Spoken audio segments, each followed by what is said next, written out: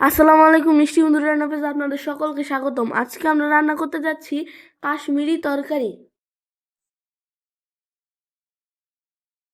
প্রথমে কড়াই তেল দিয়ে নিব, তারপর দিয়ে দিব যাবতীয় মশলা যেমন পেঁয়াজ, এলাচ এবং দারচিনি। কিছুটা নেড়ে চেড়ে নিব। এখন দিয়ে দিব হলুদ, ধনিয়া গুঁড়ো, লবণ এবং সকল মশলা ব্লেন্ডার করে দিয়ে দিব। ভালো মতো নেড়ে চেড়ে নিব। কিছুক্ষণ পর দিয়ে দিব ভেজে রাখা এবং কেটে রাখা আলু এবং ভেজে রাখা কাশ্মীরি। কিছুক্ষণ নেড়ে নেওয়ার পর দিয়ে দিব পরিমাণ মতো পানি।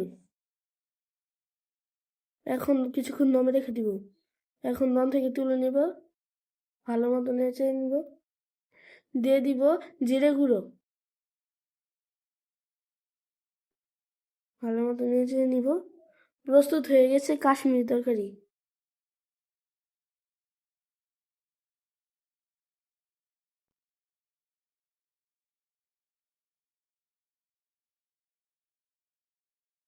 প্রস্তুত কাশ্মীরি তরকারি।